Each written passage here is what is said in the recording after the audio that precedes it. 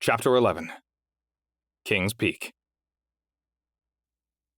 "Welcome back," Heidi greeted Marcus in the locker room this time. All at once, the space morphed into an alpine wilderness. The fake environment projected across every surface transfixed his attention. It even smelt like real pine trees. "Would you like a different environment? Or maybe an experience, a scene from a book, or immersive art?" "I don't know what you mean," Marcus admitted. "The room can respond to your thoughts. If you want to view something, it will come on. If you want a chair in a different location, it will move for you. The room is a great mind reader." "Thanks for the tutorial, maybe next time." Marcus moved on to his locker, donned his exo, and entered the Liberty Bell. It didn't feel like an abyss anymore. As he started to float, Brad began another direct-to-brain broadcast. "Just like before, you'll never be in any physical danger. That said, today will be different because we're going into stealth mode, meaning I won't talk to you, and you won't remember any of it." "If I can't remember what happens, how will I get better at the sequences? How do I improve?" "Subsumption isn't about your personal growth. You have a real life for that," Brad explained. "This is research about getting data to understand who you are as a singular exemplar of your form. Sequences are a close variation of your life because they're meant to test you as an individual. You're the only one who can be you. Some of the details will vary, but the sum total of your experiences to this point have already shaped who you are. Straying too far from that core identity results in biased data." "Biased?" "In the most illustrious deeds," Brad said dramatically, "there is not always a manifestation of virtue or vice, nay. A slight thing, like a phrase or a jest, often makes a greater revelation of character than battles when thousands fall." "I recognize that." Marcus searched his memory. "It's from Plutarch's Life of Alexander the Great. But in all seriousness, there are dimensions about who you are that, when manipulated, turn the data into stochastic noise. You can't be a poor child of a third-world nation or a one-legged middle-aged lesbian because your mind knows it isn't your actual identity. It's like hitting the reset button. You'd spend the entire time trying to reorientate yourself. Since we can't watch you forever, we opt for going an inch wide and a mile deep over the alternatives. To put this in terms you'd understand, this isn't Quantum Leap. But if you pass selection, I'll happily be the Al to your Sam for Halloween." "Bring a real-life Ziggy and you've got a deal," Marcus bantered. It was one of Anthony's favorite shows, and Marcus was raised watching reruns. "Do you have any other questions?" "Nope," thought Marcus. His comm system was convenient, even if it was rather invasive.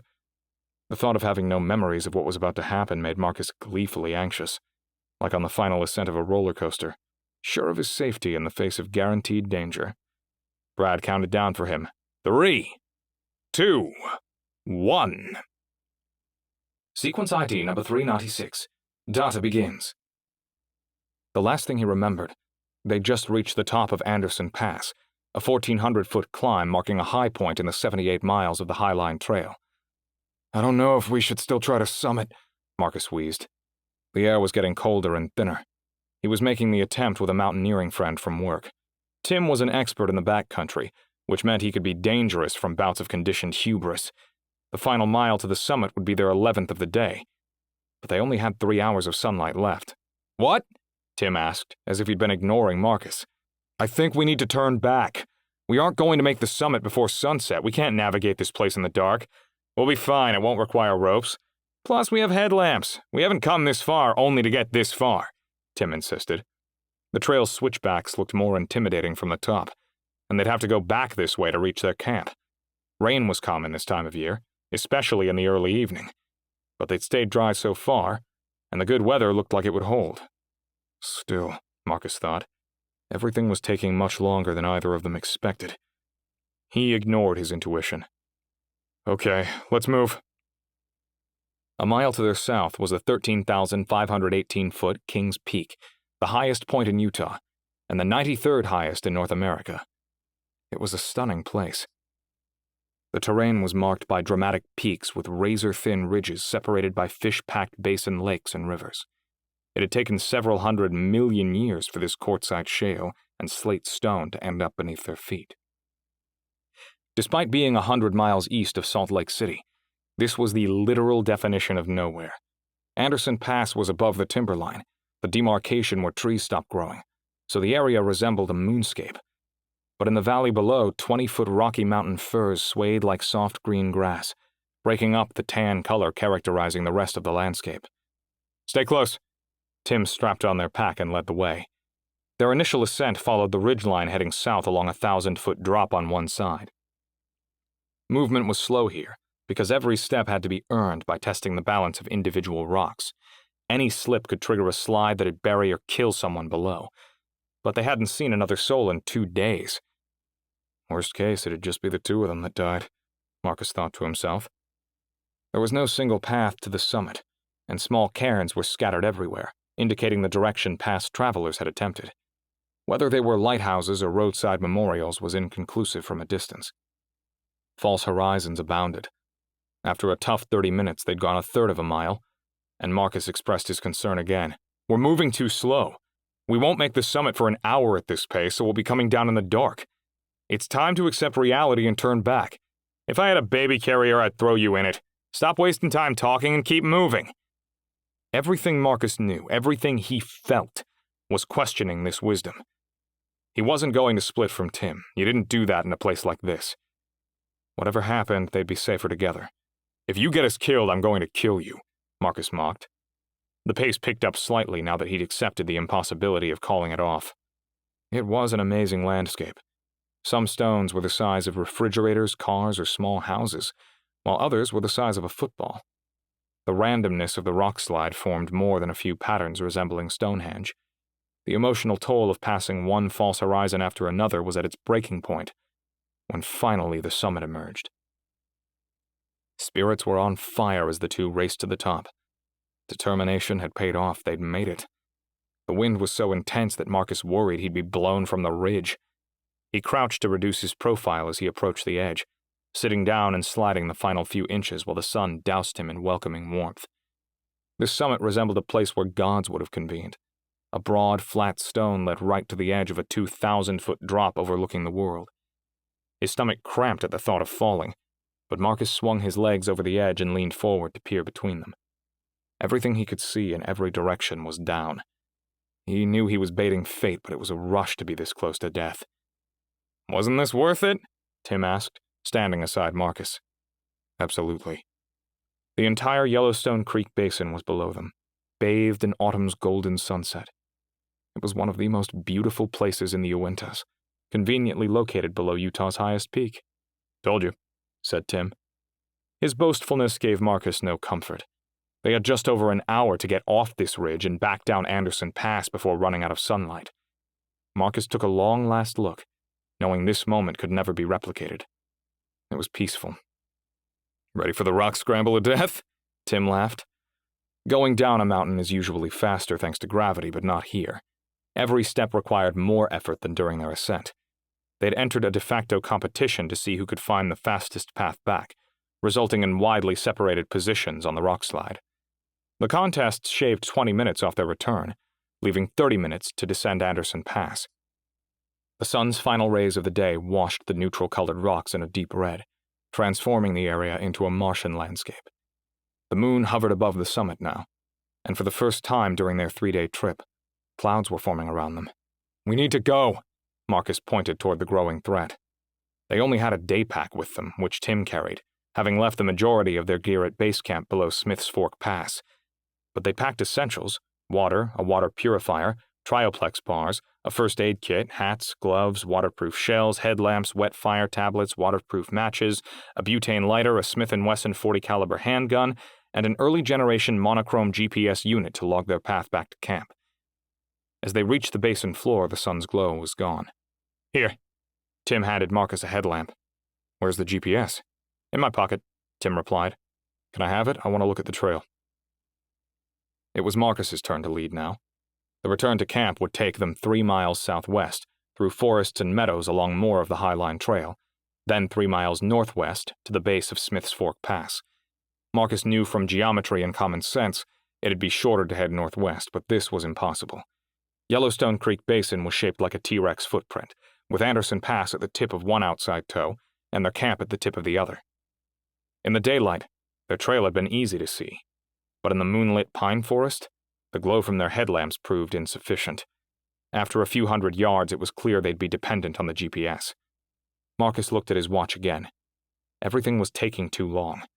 All conversation had ceased. They were tired and on a mission. As the far edge of the pine forest came into view, Marcus turned around to ask for his jacket.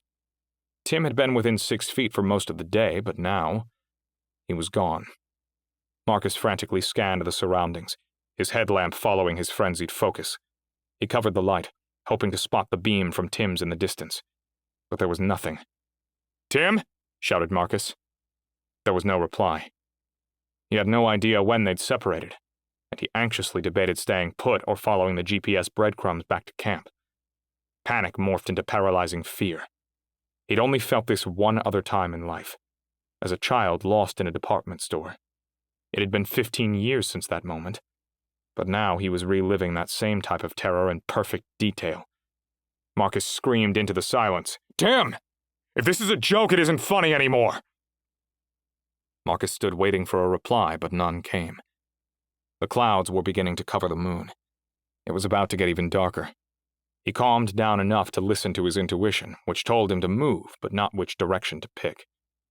He ran back to Anderson Pass, retracing their steps. The last time he remembered seeing Tim, they passed a small creek on the other side of the forest. Marcus was exhausted and hated traversing this ground for a third time today, but his adrenaline was in the driver's seat. As he approached the creek, he covered his headlamp. Total darkness engulfed him. This scrambled search continued until he was standing at the base of the pass. Tim was gone. For the first time in his life, Marcus realized what it meant to be totally alone, an isolated individual in the world, and he hated it. Marcus's mind raced down a darker path than the environment around him. Depression took over. Tim had everything except the GPS and Marcus's headlamp. There was nowhere else to go. He turned back toward camp. They'd been above 10,000 feet the entire day, and the inevitable consequences of high altitude combined with fatigue took their toll. He felt weak, his stomach was uneasy, and a major headache had started.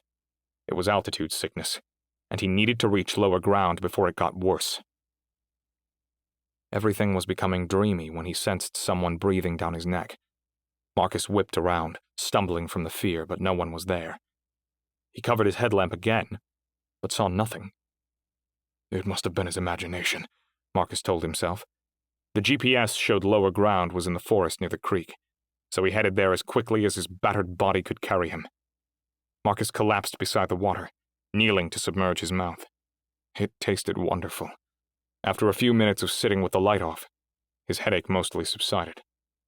He was getting comfortable being alone, having proved by necessity that he could handle it. Camp was uphill from here, but their tent was the only other spot they both knew. It was the logical place to go. He submerged his face again, drinking as much water as his stomach could carry. As Marcus stood, flames of pain shot up his legs. His feet were tired of being the middleman between him and the earth. His initial pace was slow, but as numbness set in, he found a rhythm, finally emerging from the forest.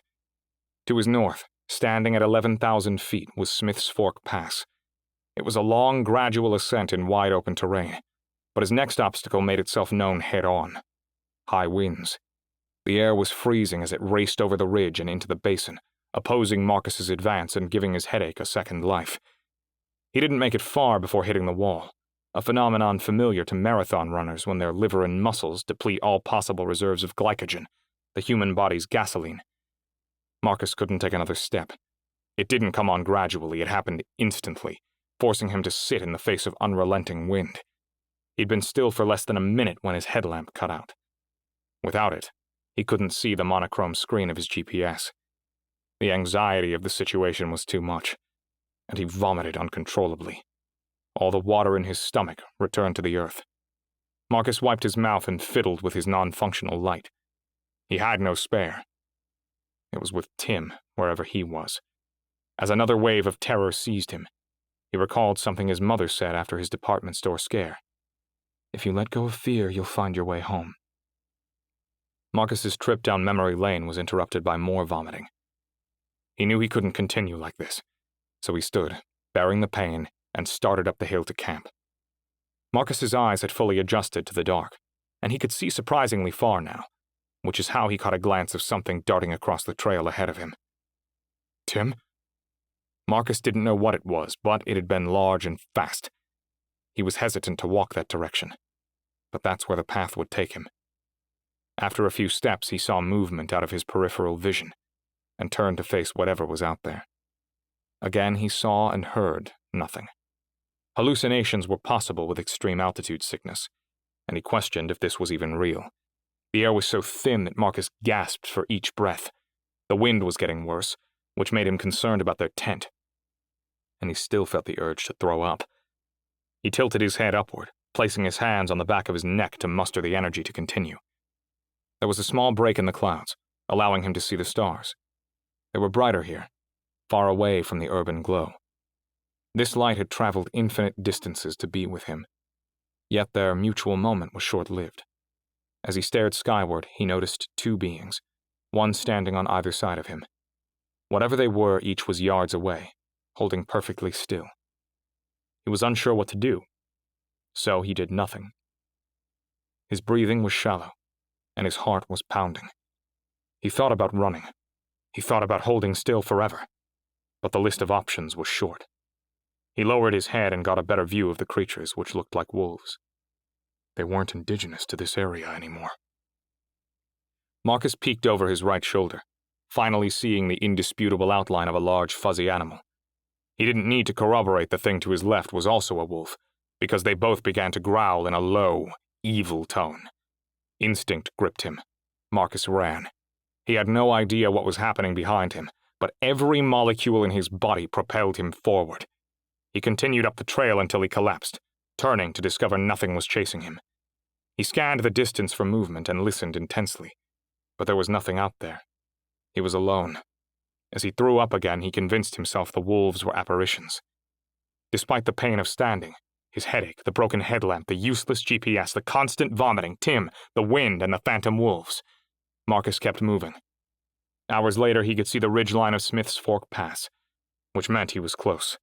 They'd set up camp near a small pond below the ridge, hoping it'd provide cover from the wind in the otherwise barren basin. Marcus located the pond and circled it, but his fears were realized after rounding it a second time. No Tim, no tent. He broke down again, his crying interrupted by bouts of vomiting. The last place they both knew about was the car, but that was 18 miles away at the China Meadows trailhead. The thought of making that journey crushed Marcus. He curled up at the base of the ridge to avoid the frigid wind. How had he allowed it to get to this? He should have insisted on going back when they reached the top of Anderson Pass. He knew better. This was his fault, even if Tim wouldn't listen. Marcus's internal dialogue was spiraling out of control. As he lay there, surrounded by darkness, he remembered something else. The car keys were in the tent. Marcus giggled deliriously. His night wasn't remotely close to being over. He picked himself up and followed the ridge. If Tim wasn't at the car with the keys, it'd be another 27 miles back to civilization. Sequence ID number 396. Data ends. Marcus woke up in the Liberty Bell. He searched his memory for anything between Brad's countdown and the present moment, but there was nothing. He felt horrible, worse than after any of the previous calibration sequences. His entire body ached. Both his stomach and chest were heavy, like being crushed under the weight of overfilled sandbags. Excellent, Brad said directly to Marcus's brain. You make a habit of this and you'll sail through selection. I'll meet you in the locker room in 10. Marcus moped back to the octagon in his locker. This sucked, he thought while removing his exo. Brad was waiting in the locker room as promised. Congratulations, you did great. My chest feels like I've been running sprints in a gas mask. Really? Maybe it was too much for one day. You were in there for almost 3 hours. Go home and rest. Noon tomorrow? Okay. By the way, Brad explained as they entered his office, after the sequences, you're welcome to hang out, but I won't make an appearance. Shut off the lights if you're the last one out. Marcus didn't understand how the lights functioned, let alone how to turn them off.